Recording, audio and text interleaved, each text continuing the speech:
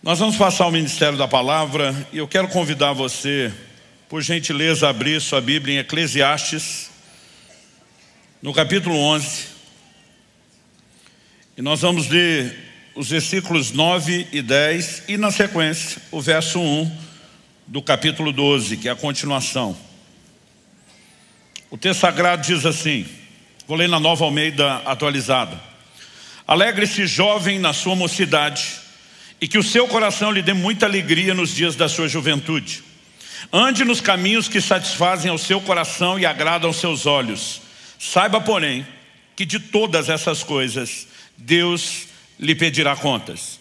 Afaste do seu coração a mágoa e remova do seu corpo a dor, porque a juventude e a primavera da vida são vaidade.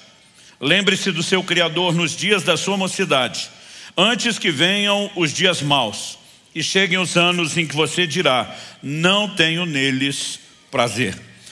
Meu Deus, pedimos graça, favor do alto, a liderança, orientação e aplicação do Teu Espírito, nos levando, ó Deus, não só à compreensão da Tua palavra, mas àquele lugar de resposta. Que de fato possamos, à semelhança do salmista, afirmar e viver de acordo com essa declaração: lâmpada para os nossos pés é a Tua palavra, luz para o nosso caminho. Que ela nos dê direção, que ela de fato se manifeste nas nossas vidas de maneira prática. É a nossa oração em nome de Jesus. Amém. Bom, eu quero tomar a declaração feita no livro de Eclesiastes, cuja autoria é atribuída a Salomão, e que em todo o livro reconhece que tudo na vida é vaidade. Basicamente, há coisas das quais as pessoas se alegram, se orgulham, mas são passageiras. E ele começa no verso 9 com um tom que parece encorajar a uma vida de festa.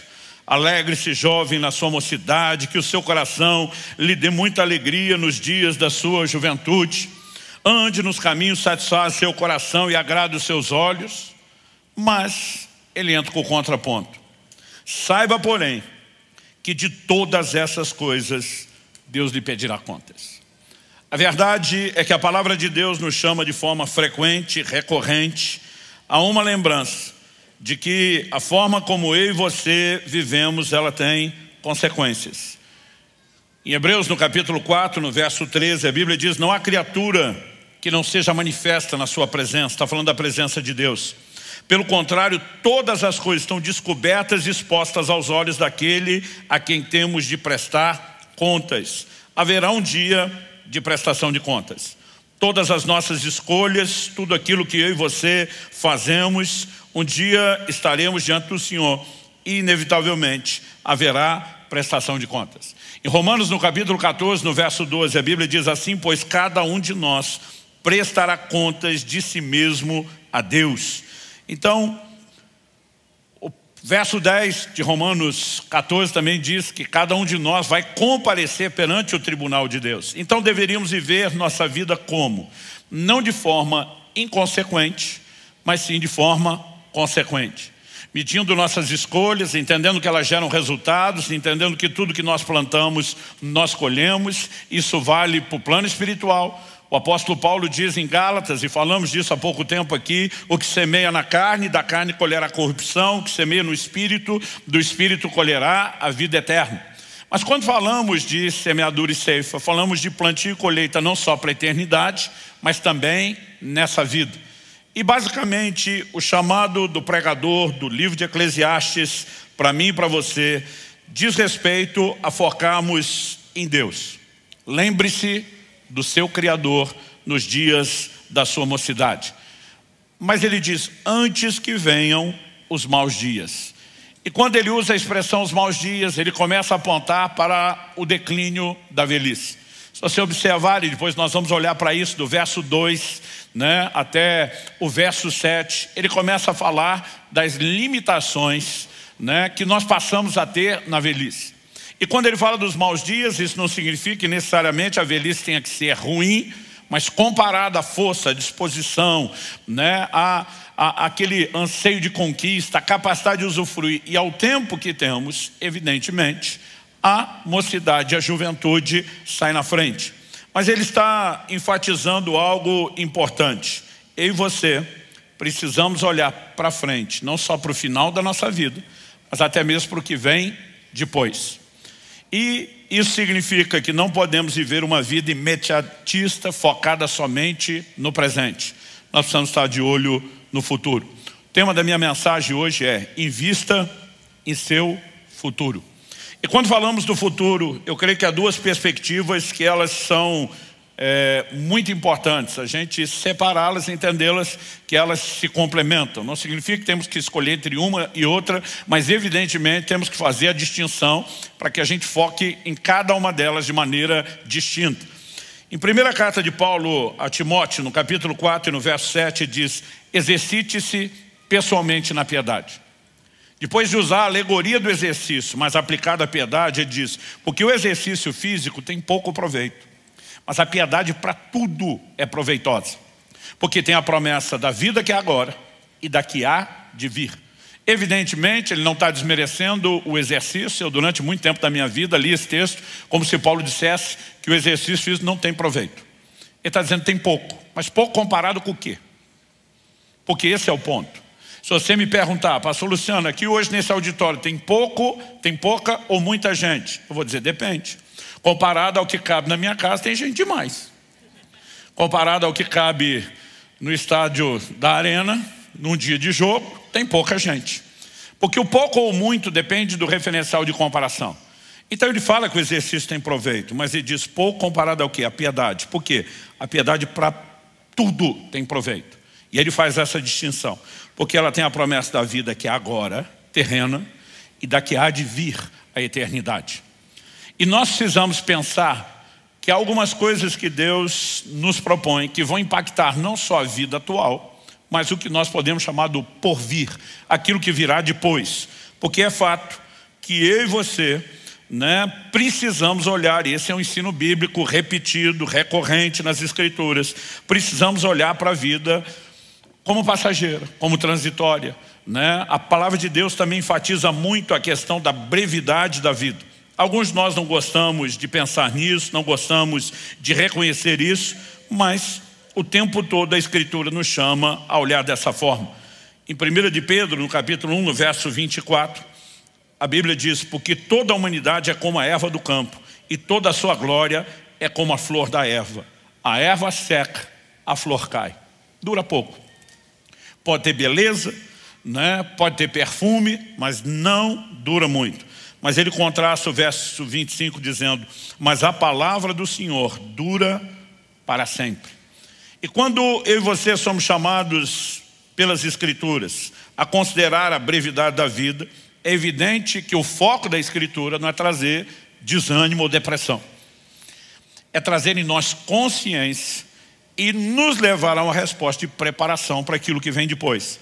É por isso que nós vimos aí a declaração de Eclesiastes que diz: a juventude e a primavera da vida são vaidade. Eu acho interessante ele relacionar a juventude com a primavera da vida. Primavera, certamente é a estação mais bonita e impressionante. As flores aparecem, o perfume está no ar, mas dura pouco, vai passar também. Da mesma forma como a juventude. E a palavra de Deus nos leva a ter essa percepção. Eu sei que alguns não gostam de pensar nisso, mas fato é que eu e você estamos dia após dia envelhecendo. E o envelhecimento está nos levando a um único lugar: ao final da vida. Olhando para as Escrituras, eu percebo que Deus quer que a gente tenha uma clareza de entendimento sobre essas coisas. Para quê? Para que possamos ser consequentes, intencionais em relação ao nosso futuro. Aliás, é sábio dizer, quando você pega aquele modelo da revelação que José dá ao faraó quando interpreta um sonho que era profético, ele reconhece como vindo de Deus, e fala das 7 vacas gordas e das 7 vacas magras, como prefigurando 7 anos de provisão e depois 7 anos de necessidade. A orientação que Deus, por meio de José, dá é: aproveite o tempo em que você tem abundância, energia, trabalhe com margem, com provisionamento para a hora que faltar. Então, quando falamos a respeito disso e falamos de investir no futuro, é lógico que é sábio você não gastar tudo que ganha. Existem épocas da nossa vida onde a produtividade será melhor. A juventude, por exemplo, tem uma produtividade melhor do que a velhice, quando falamos de disposição física, de ânimo, de energia. E é muito sábio que você simplesmente tenhamos essa atitude de dizer: não é hora de gastar tudo, é hora de investir para o futuro. Por outro lado, tem gente guardando dinheiro para a velhice, mas não está estocando saúde para desfrutá-lo. Mas acredito que há vários aspectos nos quais a gente precisa considerar quando fala de investir no futuro. E uma delas é considerar que o ser humano é um ser tripartido. Em primeira carta de Paulo aos Tessalonicenses, no capítulo 5, no verso 23, ele diz assim: o mesmo Deus da paz o santifique em tudo. A palavra aqui traduzida em tudo, em outras versões, os santifique inteiramente, santifique o vosso ser inteiro. Essa palavra traduzida em tudo, holoteles no grego, ela significa, por um lado, perfeito, por outro, completo em todos os aspectos. Então está falando do ser integral. Qual é o ser integral que precisa de santificação? O versículo continua e diz: e que o espírito, a alma e o corpo de vocês sejam conservados íntegros e irrepreensíveis na vinda de nosso Senhor Jesus Cristo. Logo, você é em essência um espírito que tem uma alma e que vive dentro de um corpo. Eu não sei por que os cristãos gostam de falar que o ser humano é corpo, alma e espírito. A Bíblia diz espírito, alma e corpo. Outro dia alguém falou: pastor, dá na mesma, né? A ordem dos tratores não altera o viaduto. Eu falei: na verdade, nesse quesito sim, porque você é em essência um ser espiritual. E esse deveria ser o ponto de partida daquilo que eu e você temos que considerar. Dito isso, eu quero que a gente possa olhar para as declarações de Eclesiastes considerando o ser inteiro. Nós temos uma abordagem aqui que envolve o aspecto espiritual. Nós temos uma abordagem aqui que envolve o aspecto emocional. E quando falamos de alma, falamos da sede da vontade, falamos da sede dos pensamentos, da razão, mas também dos sentimentos. E temos uma parte da abordagem de Eclesiastes que envolve o aspecto físico. Ou seja, o ser humano na sua integralidade está abordado aqui. Então, eu vou tomar a frase lembre-se do seu Criador para enfatizar o aspecto espiritual e a relação com Deus. Mas depois eu quero pegar a frase do final do versículo 10 de Eclesiastes 11, que diz: afaste do seu coração a mágoa. Isso é parte de um plano de vida, não apenas daquilo que diz respeito ao estilo de vida que nós devemos ter, mas é um projeto de quem está focando que a velhice virá e a gente deve se preparar para ela. Então nós vamos abordar a questão, o aspecto emocional. Mas eu também quero, em terceiro e último lugar, chamar sua atenção para a frase: remova do seu corpo a dor. E te mostrar que isso não tem a ver com o uso de analgésico. Isso tem a ver com um planejamento para a saúde na velhice. Então, eu quero que a gente possa pensar no investimento no futuro de uma forma completa. Dito isso, em primeiro lugar, vamos destacar a frase aqui: lembre-se do seu Criador. Eu acho interessante a Bíblia dizer não apenas lembre-se de Deus, mas dizer lembre-se do seu Criador, porque Deus é o seu Criador. Quer você reconheça, quer não, Ele é. E com qual propósito Deus nos criou? Em Atos, no capítulo 17, nos versos 26 e 27, falando no palco da filosofia do mundo dos seus dias, eu gosto de brincar que talvez nenhum outro lugar no mundo tivesse tanta gente por metro quadrado fazendo os mesmos questionamentos básicos, essenciais: quem eu sou, de onde eu vim, para onde eu vou. E para essa galera, para esse povo sedento de resposta, o apóstolo Paulo diz que de um só homem, uma clara referência a Adão, Deus fez todas as raças e tribos dos homens. E aí ele bota um indicativo de propósito: para que o buscassem. Eu e você existimos para buscar a Deus. E nós precisamos entender o quão essencial é isso. Nós precisamos ter a devida percepção. Eu me lembro de uma ocasião em que Israel, meu filho, era pequeno, e ele sempre gostava de abordar as pessoas e dizia: temos que pregar o evangelho. E ele um dia fala para um senhor de idade. Ele falou assim: Deus é tão grande, provavelmente ouviu isso na igreja, que não cabe no universo todo, mas ele é tão pequeno que ele cabe no seu coração. E como você foi criado para ter Deus no coração, sem Deus no coração você nunca vai ser completo. Sabe, são percepções que às vezes a gente olha e diz: simples, ok, mas não podemos tratar como simplista. Isso resume a perspectiva de vida de cada um de nós. Lembrar-se do Criador é o que todos nós precisamos, até porque a morte é uma realidade inevitável. Quer você goste da ideia, quer não. Ela está chegando, devagarzinho, mas está chegando. Quando o apóstolo Paulo diz em 2 Coríntios 4, lá no verso 17, ainda que o homem exterior se corrompa de dia em dia, o interior, contudo, se renova de dia em dia. Ele não está falando de corrupção no sentido de pecar, porque o crente não está pecando cada vez mais, nem deveria. Ele está falando de um corpo que está no processo de envelhecimento. Ou seja, falando para os que já têm mais idade, pelo menos a minha, vocês vão entender melhor o que a nova geração não sabe. Imagina que a vida é como se fosse um longo carnê de prestações, que muitos de nós já lidamos com isso no passado. E cada dia você paga uma parcela. E dia após dia, ou seja, o envelhecimento é a morte à prestação. A gente está indo devagarzinho para um processo de declínio. Pastor, o senhor quer deixar a gente deprimido? Não, pelo contrário. Mas precisamos entrar no modo realístico. E primeiro livro de Reis, no capítulo 2, nos versos 1 e 2, a Bíblia diz assim: quando se aproximava o dia da morte de Davi, olha que interessante, o dia da morte, ele deu ordens a Salomão, seu filho, dizendo: eu vou pelo caminho de todos os mortais, portanto tenha coragem e seja homem.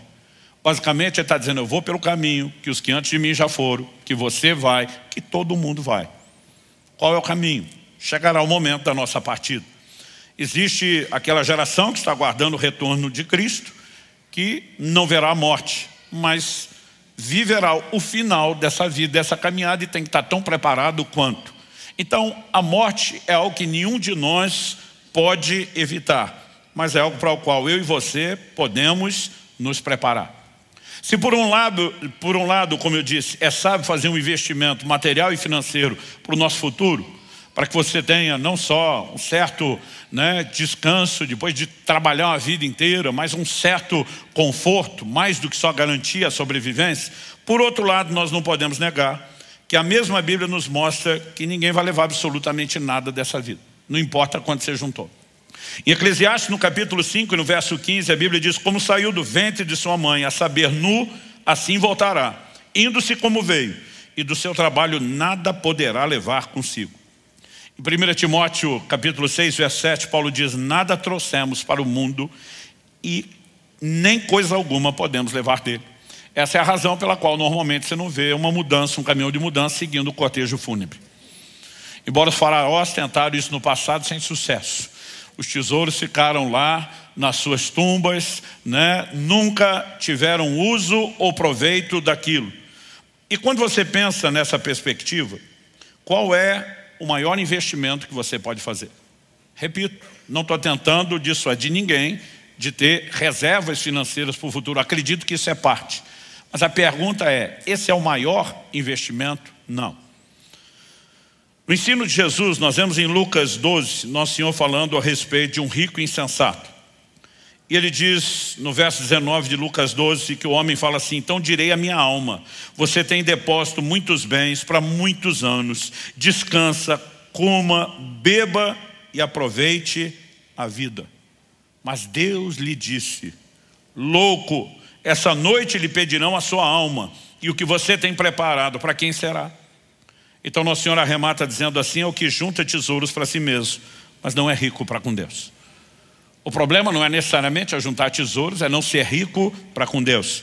Em Marcos 8:37, Nosso Senhor questiona: de que adianta uma pessoa ganhar o mundo inteiro e perder sua alma? Então, mais sábio do que uma reserva material e financeira é o investimento para toda a eternidade. E esse começa por meio do reconhecimento de que Cristo é o Salvador. A Bíblia diz que Deus deseja que todos os homens se salvem e cheguem ao pleno conhecimento da verdade. E no verso seguinte a Bíblia diz: e há um só mediador entre Deus e os homens, Jesus Cristo, homem. Essa é a essência da mensagem do Evangelho que nós pregamos.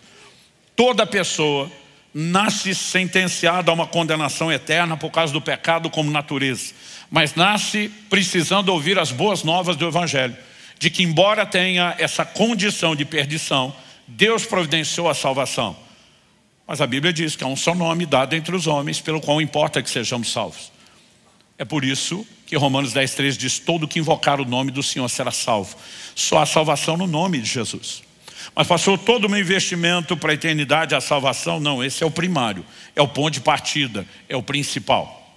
Mas para aqueles de nós que já invocamos o nome do Senhor Jesus, que já nos arrependemos, que nos apropriamos da salvação em Cristo, que nos é oferecida por meio da obra da cruz, a gente precisa pensar que ainda tem algo mais quando falamos da vida que há de vir, a eternidade.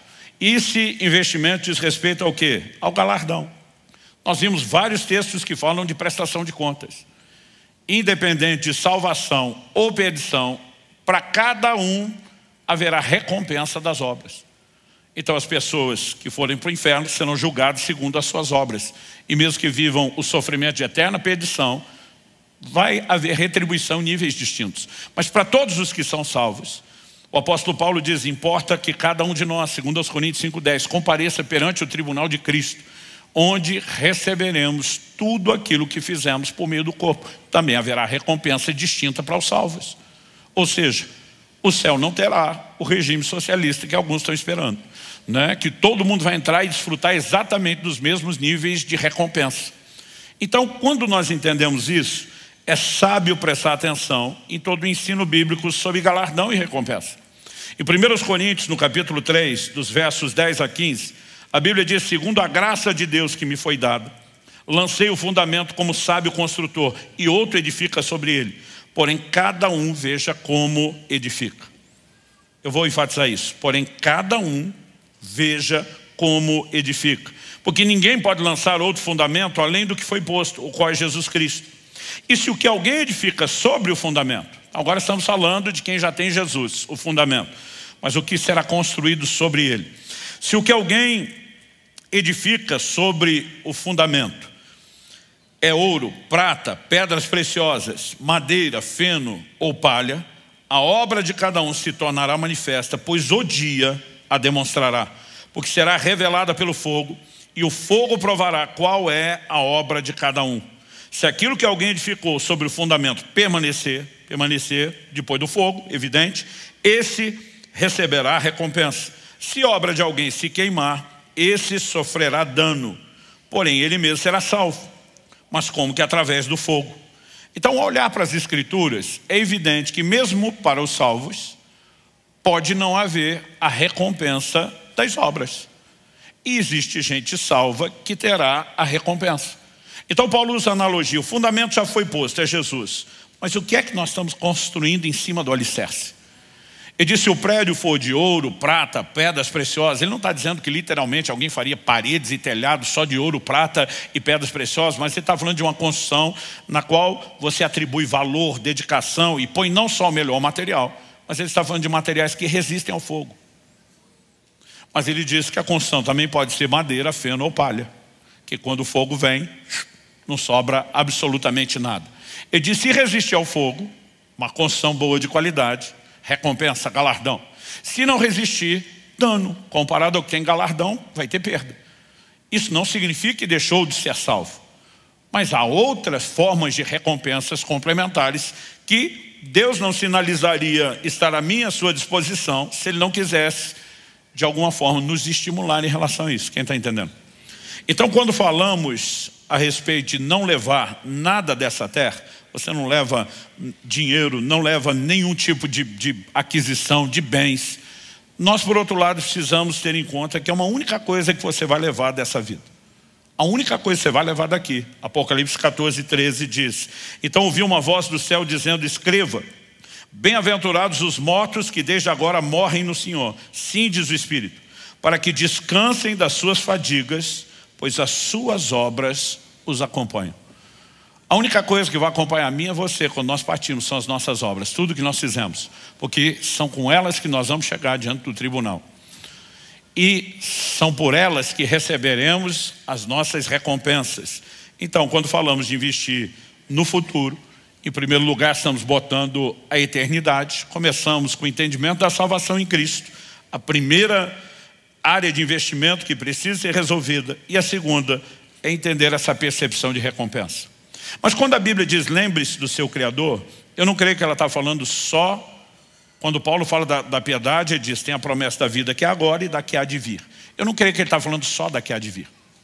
É lógico que o nosso relacionamento com Deus vai mudar completamente a qualidade de vida quando falamos da vida que agora é.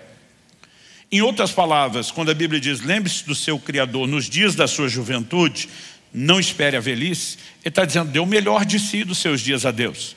Ao mesmo tempo, você vai usufruir o melhor de Deus num período maior da sua vida. Então, nós precisamos focar a vida espiritual e entender que é o ponto de partida.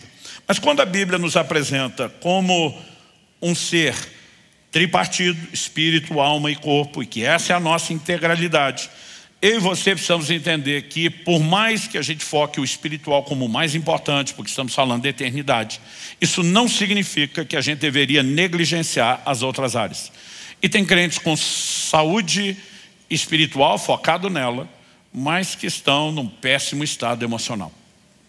O problema é que muitos não percebem que a falta de saúde emocional vai acabar trazendo dano também para a saúde espiritual e para a saúde física. Gente, é evidente, inquestionável, pessoas que carregam mágoas adoecem. Aliás, alguém definiu o ressentimento mais ou menos dessa forma, que o ressentimento é como se você tomasse um pouco de veneno todo dia esperando que quem te feriu morra, mas quem está se matando é você.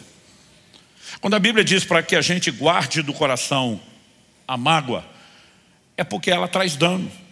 E ela não traz dano só para as suas emoções. É lógico que isso já seria um baita do estrago.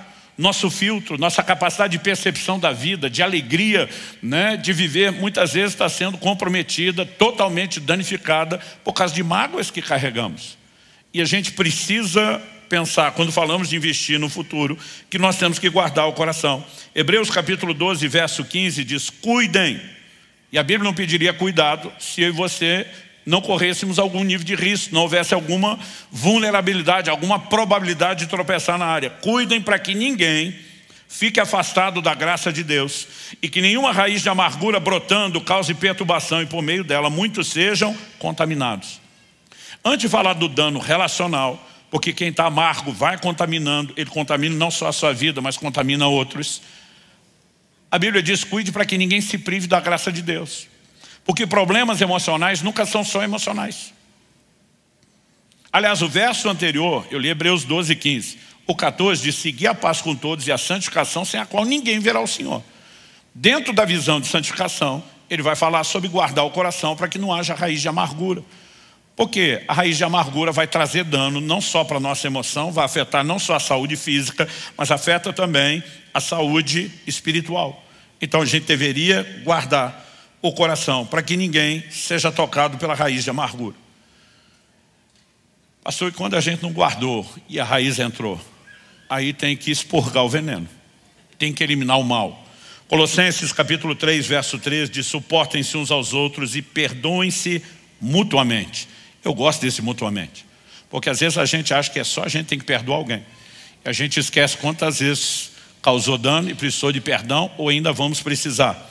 O texto diz, perdoem-se mutuamente, caso alguém tenha motivo de queixa contra outra pessoa. Assim como o Senhor perdoou vocês, perdoe também uns aos outros. Se você pensar só no aspecto emocional, já seria um bom motivo para guardar o coração da mágoa. Uma das coisas que fez eu de cara me apaixonar pela Kelly. Seu sorriso está me distraindo, meu amor.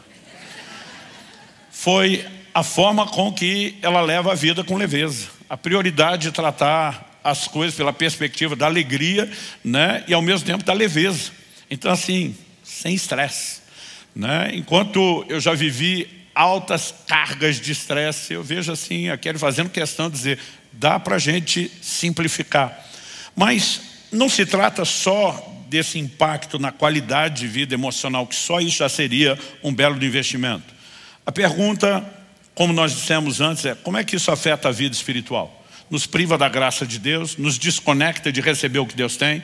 Jesus diz que quem não perdoa não será perdoado. Ele perde todo o investimento que fez na vida espiritual quando não cuida do investimento da vida emocional. E ainda dá lugar para que Satanás ache.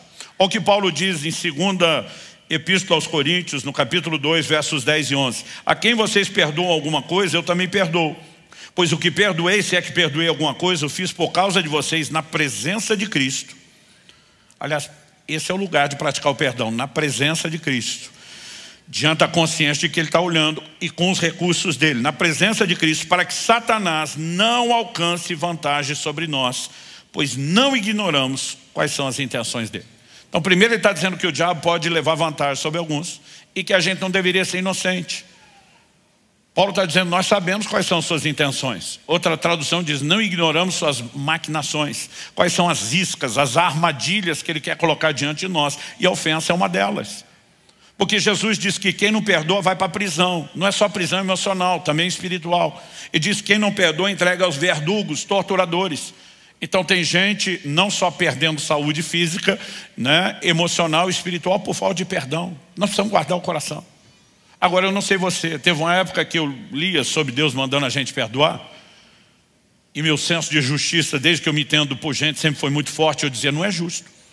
O cara faz o que quer, agora eu tenho que perdoar. Para mim é como se Deus amasse mais o ofensor do que o ofendido. Mas se você olhar para o ensino bíblico como um todo, em primeiro lugar, não há perspectiva de Deus ser injusto. Hebreus 6,10 diz, Deus não é injusto. A justiça é a base do seu trono, do seu caráter. Então você vai ver afirmações na Bíblia como a ira do homem não opera a justiça de Deus. Em outras palavras, Deus está dizendo, se você quer se vingar, você vai fazer a sua justiça, a minha não entra em operação. Mas se você quer que eu seja o justo juiz, sai do caminho. Larga a mão de ser besta, com o perdão da palavra, e tentar ser você o juiz do que você não sabe, né, e nem como fazer, e deixa comigo. O perdão não significa injustiça. O perdão significa que Deus nos dá uma oportunidade de não continuar sofrendo além do que nos fizeram, simplesmente porque agora guardamos a mágoa. Um dia eu estava tentando levar uma pessoa a perdoar. Era um familiar que nem vivo estava mais. Ou seja, não é a pessoa do outro lado que precisa do perdão. Era ele que precisava expurgar o veneno. E ele falou, não perdoo de jeito nenhum. Falei, criatura, pensa assim na sabedoria da sua decisão. Essa pessoa arruinou sua vida na época que fez o que fez. Arruinou sua vida até hoje com a mágoa que você carrega. E mesmo depois que morreu, você vai deixar ela te atazanando o resto da vida. Aí a hora que eu falei isso, ele falou, não vou dar essa moral para ela. Falei, não mesmo. Vamos derrubar. E de repente ele falou, poxa, pastor, o senhor me enganou. Eu falei, não te enganei. Você estava enganado, era antes. Você precisa entender que o perdão não é só pelo outro. Quando Deus está dizendo para você perdoar, é porque Ele ama você, não só o seu ofensor. Ele quer que você se livre do veneno, daquilo que está intoxicando a sua alma. Quem está entendendo? Porque toda falta de controle sobre emoções, de qualquer tipo, nos deixa vulneráveis, sem proteção. Provérbios 25, 28 diz, como cidade derrubada que não tem muralhas, assim aquele que não tem domínio próprio. Perdeu o controle, seja para se irar, seja não conseguir perdoar. Cidade derrubada que não tem muralhas. Qual era a função das muralhas? Proteger a cidade. Perdeu a capacidade de se proteger, vai ser devastado. Vai ficar como cidade derrubada. Então, eu e você precisamos guardar o coração. É um baita investimento para o futuro. Não só para a sua qualidade de vida emocional, mas como dissemos, vai afetar a parte espiritual que já focamos primeiro. E vai afetar aquela que eu quero falar agora. Remova do seu corpo a dor. O envelhecimento é inevitável, assim como as suas consequências. Em 1 Reis, no capítulo 1, no verso 1, o livro começa dizendo, quando o rei Davi já estava bem velho, envolviam-no com roupas, mas ele não se aquecia. Existem inúmeros desconfortos que estão relacionados ao envelhecimento, e eles são inevitáveis. No entanto, a Bíblia está dizendo que nós podemos remover do corpo a dor. Então, existe algum tipo de sofrimento que ele não é necessariamente inevitável, ou se for a intensidade dele, ela pode ser suavizada. E aí, qual é o contexto dessa ideia do remova do seu corpo a dor? A gente leu Eclesiastes 11, os versos 9 e 10, emendamos o verso 1 do 12, porque a Bíblia não foi escrita com essa divisão de capítulos e versículos. Isso aí foi feito para nos ajudar a achar onde é que estão os textos.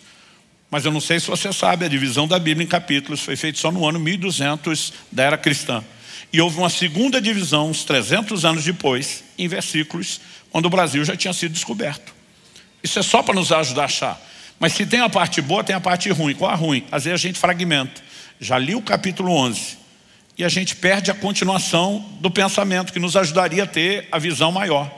Então depois de dizer no verso 1, lembre-se do seu Criador nos dias da sua mocidade, antes que venham os dias maus e cheguem os anos em que você dirá, não tenho prazer neles. Na sequência, eu vou ler agora na NVI, a Nova Versão Internacional. Ele diz assim, antes, ele continua a ideia, lembre-se do seu Criador, antes que venham os dias maus, os que não têm prazer. Aí diz, antes que se escureçam o sol e a luz, a lua e as estrelas, e as nuvens voltem depois da chuva. O que ele está falando com a nuvem? Aquilo que rouba a claridade. Como é que ela volta depois da chuva? Houve a precipitação, a nuvem sumiu. Mas ele está falando do quê? De perda da capacidade visual, processo de envelhecimento. Ele segue e diz assim, quando os guardas da casa tremerem. Algumas traduções incluíram uma explicação que não está no original. Quando os guardas da casa, os teus braços tremerem. Quem são os guardas da casa? Aquilo que te permite se proteger. Aí ele segue e diz assim, e os homens fortes caminharem curvados. Outra tradução, em vez de homens fortes, falou, e as suas colunas se encurvarem. Está falando das pernas. Quando pararem os moedores por serem poucos. Perda dos dentes. E aqueles que olham pelas janelas enxergarem embaçados, os olhos embaçados. Quando as portas da rua forem fechadas e diminuir o som da moagem, perda de audição.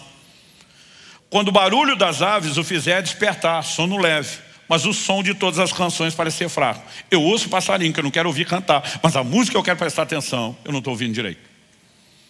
Declínio da condição física. Quando você tiver medo de altura e dos perigos das ruas, quando florir a amendoeira e o gafanhoto for um peso, e o desejo já não se despertar. E o desejo não é só aquilo que você pensou. É toda forma de desejo. O texto diz, então o homem se vai para o seu lar eterno. E os pranteadores, aqueles que vão chorar sua partida, já vagueiam pelas ruas. Sim, lembre-se dele. Dele quem? Do Criador. Antes que se rompa o cordão de prata ou se quebre a taça de ouro. Antes que o cântaro se despedace junto à fonte e a roda se quebre junto ao poço. Ele está usando alegorias que eram bem mais fáceis de entender naquele estilo de vida do que para mim e para você. Mas ele diz, antes que o pó volte à terra, de onde veio, e o Espírito volte a Deus que o deu. Então, se você considerar que ele está falando, lembra do Criador, primeiro, enquanto você está vivo, porque depois não tem mais chance. Mas ele está dizendo, antes de chegar o período do declínio, o envelhecimento vai trazer, como nós falamos antes, declínio da disposição física, do vigor. Isso é inevitável. Mas a pergunta é, a forma como vamos terminar, ela é determinada como? Em primeiro lugar, nós precisamos pensar qual é o plano e o propósito de Deus. Eu mencionei no início de fevereiro, quando preguei aqui sobre o cuidado do corpo, 2 meses atrás, que Eclesiastes capítulo 7, verso 17, faz a pergunta, depois de reprovar um comportamento de tolo, diz, por que você morreria antes da hora? E nós dissemos que uma lógica simples aplicada a essa pergunta nos remete aqui. Em primeiro lugar, há uma hora certa no sentido ideal, aquilo que Deus planejou para todo mundo. Mas que essa hora não é inflexível. Alguns nós podemos antecipar, outros nós podemos postecipar. O que seria a hora certa, o ideal de Deus para todo mundo? O plano genérico. Jó 5, 26.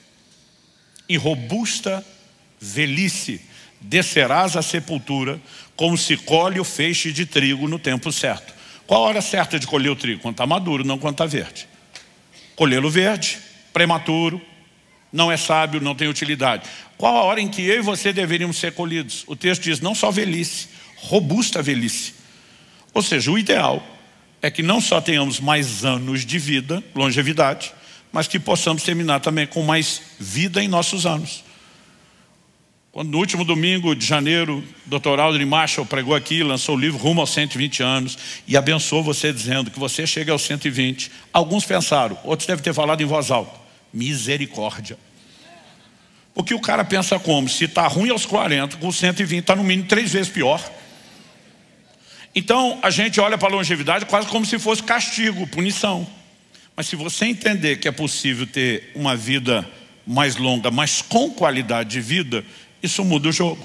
Agora, quando Jacó vai para o Egito, encontra o faraó pergunta a vida dele, e ele responde 130 anos, ele fala, mas nem de longe eu cheguei perto da idade dos meus pais.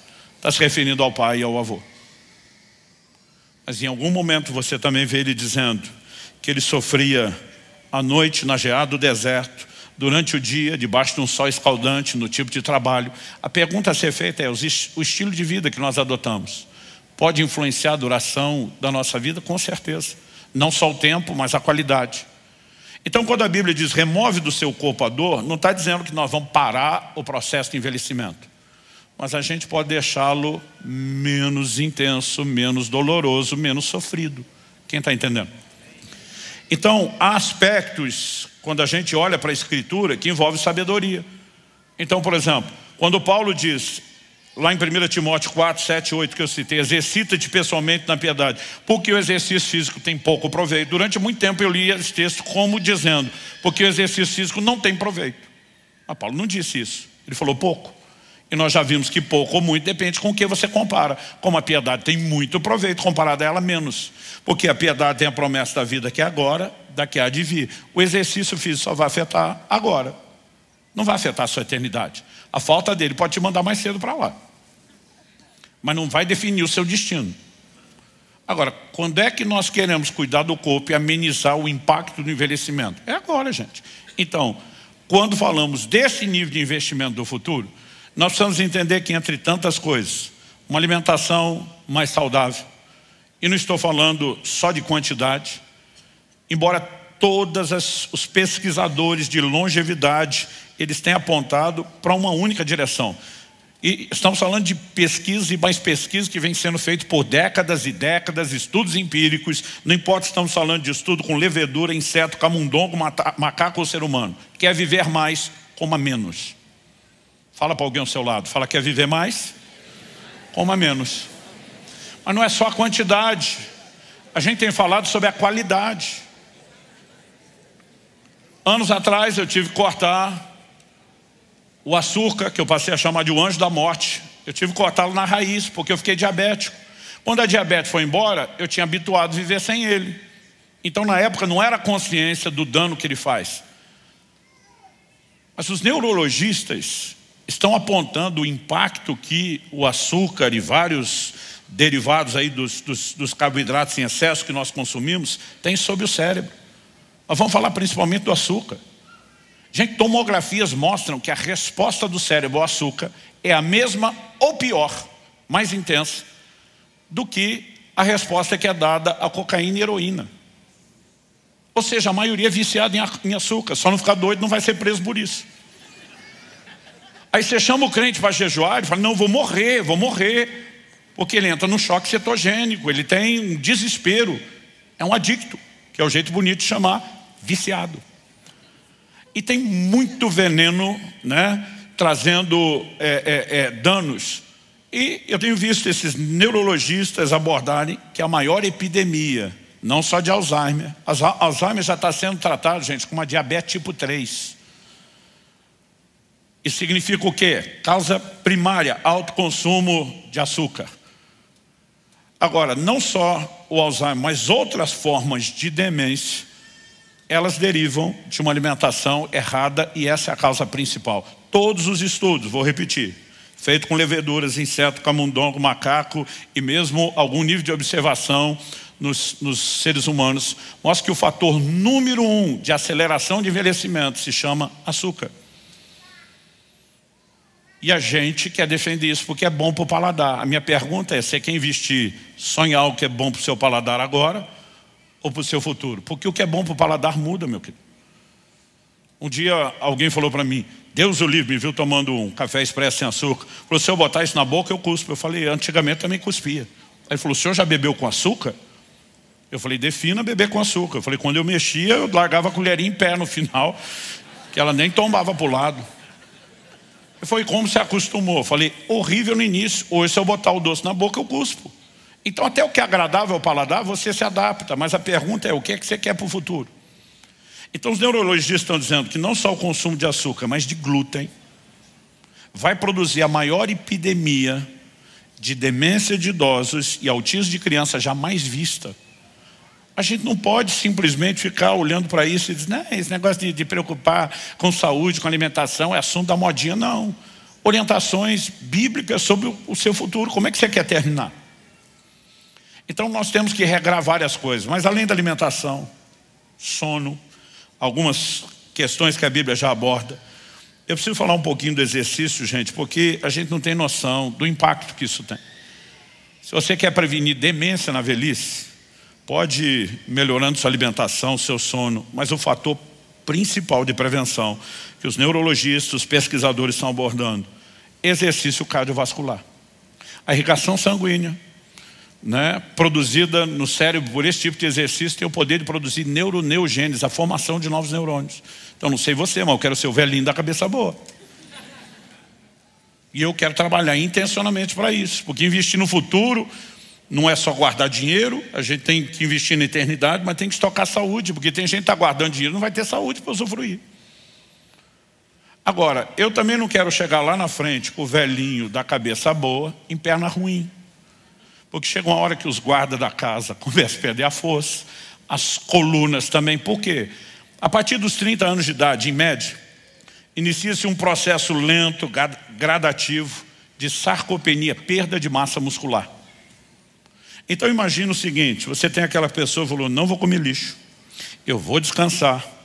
Ela simplesmente foi sobrevivendo, assistiu alguns amigos que morreram de doença cardiovascular, de derrame, outros que não só por questão genética, mas um estilo de vida e às vezes até alimentando mágoas, desenvolveram seus cânceres, sobreviveu, chegou na velhice.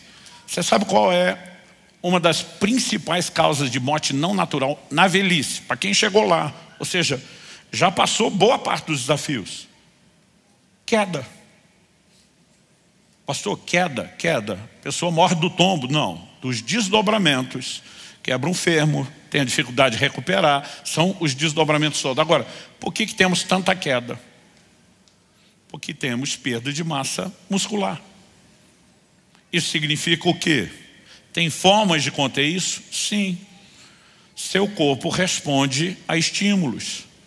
Então, se você quer ter a cabeça boa, aeróbico. Se você quer ter perna boa, anaeróbico.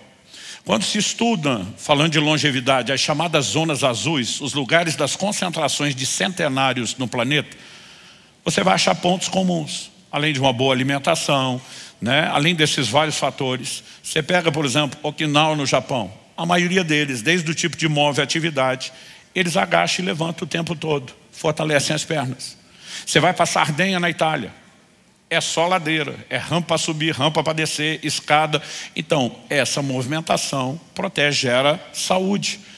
E nós precisamos entender isso. A vida não foi vivida, na maior parte da existência humana, com o conforto que nós temos hoje, gente. Não existia sedentarismo lá atrás. Eu falo e fico repetindo, ninguém trabalhava o dia inteiro sentado com telemarketing ou na frente do computador. Tinha movimento para tudo. Fizeram um cálculo de quanto Jesus andou. Quando fala de onde saiu, para onde foi. Eu já falei isso aqui ou foi no outro culto? Ok, me ajuda. Fizeram um cálculo, cabeça boa. Fizeram um cálculo de quanto Jesus andou. Porque a Bíblia diz assim, que ele e seus discípulos saíram da Galileia, foram para Jerusalém. Você fala, é ali. Nós estamos falando de pelo menos 114, 115 quilômetros, gente. É como se a Bíblia estivesse falando que saiu de Curitiba e foi a Ponta Grossa, a pé. Então alguém fez um cálculo, quando fala de onde ele saiu, para onde foi, em quanto tempo. Porque nem sempre a gente sabe o trajeto, se zigue-zagueou, se deu volta, se parou mais tempo para descansar ou não. Mas só da informação que tem, saiu daqui, chegou ali em tanto tempo. Como quando Pedro sai de Jope, Atos 10, para pregar na casa de Cornélio em Cesareia Marítima. 60 quilômetros em 2 dias. Quanto ele andou por dia, em média, 30 quilômetros. Fizeram essa média avaliando o ministério de Jesus e calcularam que ele andou 32 quilômetros por dia. Qual foi a última vez que você deu um rolê de 30 quilômetros? E se 1 de João 2,6, quem diz estar nele deve andar como ele andou, fosse literal, nós estávamos lascados. Mas o que acontece, gente? Nós só precisamos planejar um estilo de vida que não abuse do conforto. Até 1,5 séculos atrás, não precisamos nem falar só de 2, a maioria das pessoas não tinha água encanada, gente. Era lata d'água na cabeça. Tinha que caminhar certas distâncias, carregar peso. Só que nós estamos com uma vida que é cada vez mais conforto. E se a gente não inserir movimento, nós estamos sabotando a nossa velhice. Então nós precisamos intencionalmente dizer, eu vou prevenir demência, eu vou prevenir perda de massa muscular. Pastor, o senhor está dizendo que eu tenho... Porque a frase que Paulo usa aqui, eu falei disso aqui 2 meses atrás. O exercício físico, a palavra traduzida ali é ginásia. É a raiz da palavra ginásio, gym no inglês, academia. Então do que Paulo está falando? Se não existia sedentários na sua época, ele está falando da cultura greco-romana de culto ao corpo. Os caras iam malhar pesado, além da vida que já dava o básico da saúde do movimento, por procedimento estético. O cara queria estar sarado. Não era nem a preocupação com a saúde, a motivação era vaidade. Mas ainda assim, Paulo está dizendo que tem proveito. Porque não importa se você está exercitando por vaidade ou sem ela, o benefício vai se manifestar no seu corpo. Então, se eu e você temos um filtro para não precisar ser movidos por vaidade, melhor. Mas no mínimo, a gente poderia ter a percepção de um investimento em saúde. Eu não sei você, eu quero viver para cumprir o propósito. Eu quero, além de cumprir o propósito de Deus, usufruir da família. Então, por exemplo, eu não conheci meus avós paternos. Avô por parte de pai já eram falecidos quando nasci.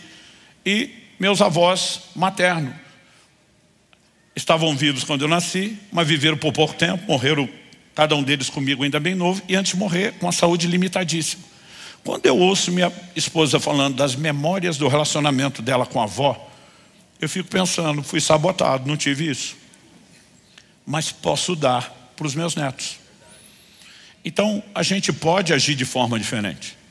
O Dr. Aldo, 2 meses atrás, me mostrou um exame. Falou, olha, Luciano, de 3 anos para cá, a sua evolução nessa área. Ele falou, você melhorou em tudo o resto. Mas de 3 anos para cá, a mudança nessa área, ela se instalou. Por quê? Foi quando eu passei a me exercitar. Então ele falou, você perdeu tantos quilos de gordura, ganhou tantos de massa magra, mas o que me chamou a atenção é quando ele mostra a melhora da elasticidade das artérias. Eu nem sabia que tinha exame para controlar isso. Muito menos que eu estava sendo mapeado. Ele falou, olha a melhora absurda da elasticidade das suas artérias. E diz assim, em especial, a aorta. Quando ele falou isso, me bateu o pensamento. Meu pai faleceu aos 63 anos. Dissecção da aorta. Eu falei para ele, para, doutor. Só está dizendo, se meu pai estivesse fazendo o que eu faço agora o tempo todo, ele não tinha tido a dissecção da aorta. Ele falou, não. Falei, poderia estar curtindo os bisnetos hoje? E eu e você precisamos fazer escolhas. Deus diz, eu coloco diante de vocês a vida e a morte. Ele diz, hashtag, escolhe vida, escolhe direito. Mas ele está dizendo, a escolha é sua. Eu te dou orientação, eu te aponto o caminho, mas você precisa fazer. Então, de vez em quando, a gente vai voltar a tocar em assuntos como esse. E a preocupação não é vender o livro do Cuidar do Corpo, do Rumo aos 120 anos, que por sinal está à sua disposição na livraria da igreja e ajuda projeto social. Se nós começarmos a cuidar, falando em redução, gente, alimentar, pensando em longevidade, o jejum, ele tem um poder de limpeza no seu corpo extraordinário. Você consegue imaginar se a gente tirasse um dia por semana para jejuar? E a gente, além de não sobrecarregar o nosso organismo, a gente pegasse o alimento que não vai comer e colocasse na mesa de quem não tem. Você pratica algo que muda a sua vida espiritual, beneficia seu corpo com saúde, faz diferença na vida dos outros. Um dia por semana significa 1/7 da sua alimentação. Não só de ingestão calórica, indo embora, mas estamos falando de sobrecarga. A gente pode planejar um envelhecimento saudável. Pastor, descobri tarde, diminua os impactos. Eu e você podemos ser inteligentes e investir no futuro. Porque não adianta você só guardar o dinheiro e não ter saúde para desfrutar. Então cada um precisa achar suas motivações. Eu quero terminar dizendo, minha primeira motivação foi entender que eu tenho que glorificar Deus no meu corpo, glorificar meu Criador e o Redentor que é dono do meu corpo. A segunda foi decidir, como falamos na outra mensagem sobre o cuidar do corpo, viver para cumprir o propósito. A terceira, eu não sei se eu falei isso no dia que eu preguei, eu acho que não. Quando eu estava enroscado na fase 2 lá, dos 126 quilos, um dia um irmão chega para mim e fala, pastor, o senhor consideraria fazer uma bariátrica? Eu falei, eu não só estou considerando, como estou orando por isso. Ele falou, o senhor já ouviu falar do doutor fulano de tal? Na época era o Pambambam. Vinha gente de todo lado fazer os procedimentos com ele. Falei, já ouvi falar, mas aquilo eu não consigo pagar nem a primeira consulta, o que dizer o resto. Ele falou, e se eu falasse para o senhor que eu consegui de graça? Eu falei, eu ia dizer que é pegadinha. Ele falou, eu tenho acesso ao médico. E convenci ele de que nos próximos anos o senhor será um conferencista conhecido no Brasil. E propus a ele te usar como garoto propaganda, ele aceitou. Eu falei, qual a pegadinha? Não paga a operação, mas pós-operatório eu tenho que deixar o rim. Ele falou, pastor, não vai te custar nada, nem o pré, nem a operação, nem o pós, nem medicamento, custo zero, 0,800. Eu ficava me segurando para não fazer festa na frente dele, para não gritar glória a Deus, aleluia. Só para ser um bom crente, falei, vamos orar? Depois que ele saiu, fui orar, muito mais para agradecer a Deus do que para perguntar. E o Espírito Santo falou comigo, você cogitou ser o garoto propaganda dele, mas não o meu? Eu falei, como é que é? Eu falei, eu quero colocar você na minha vitrine. Eu não quero só que você mude sua forma de pensar e de viver. Eu quero te usar como inspiração. Eu conheci pouca gente tão esculhambada em tudo isso como eu, gente. Se funcionou em mim, funciona em qualquer um de vocês. Então, além de honrar meu Criador e Redentor, de viver para cumprir o propósito, ele me deu mais um. Quer te botar na minha vitrine. Não tem mais volta. Mas anos atrás, quando meu filho me disse que eu ia ser avô, ele me deu um motivo adicional. Cada um pode achar seus motivos adicionais. Dr. Alden disse que Deus falou com ele, pare de investir no futuro marido da sua futura viúva. É um bom motivo.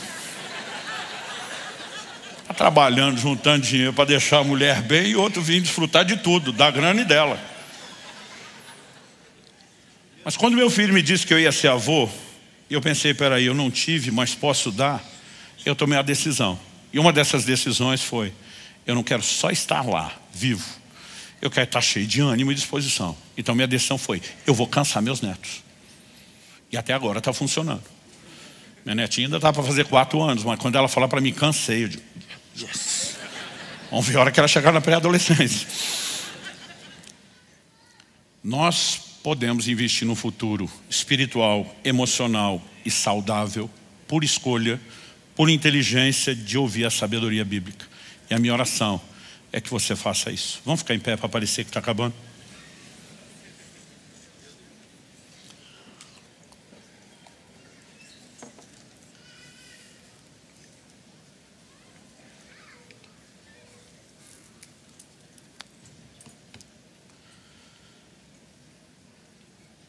Meu Deus, nós te pedimos graça e favor.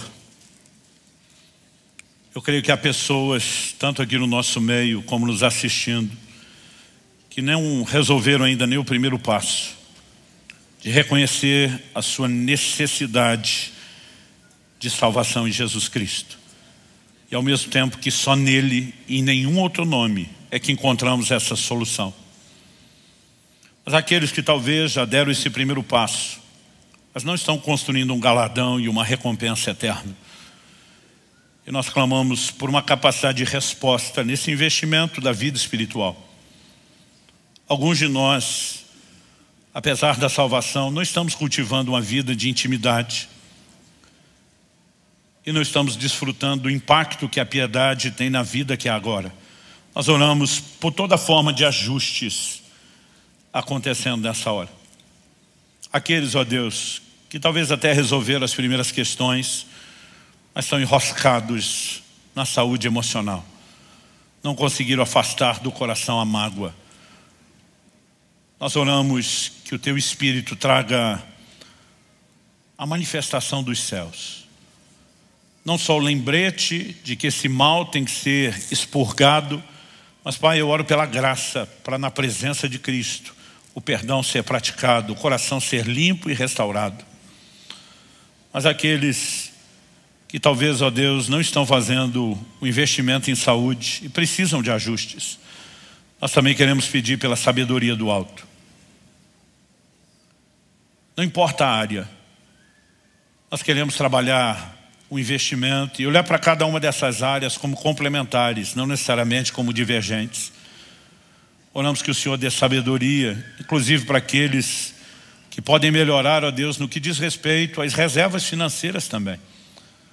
Mas nós oramos que não só haja lembrança da importância disso, que haja a sabedoria do alto, a liderança do Teu Espírito Santo na aplicação dessas verdades e uma condução prática das nossas escolhas e decisões. Que nós possamos fazer coro com o salmista dizendo: lâmpada para os meus pés é a Tua palavra, luz para o meu caminho, andar à luz da sabedoria da revelação bíblica. Nós oramos em nome de Jesus. Em nome de Jesus e para a glória de Deus.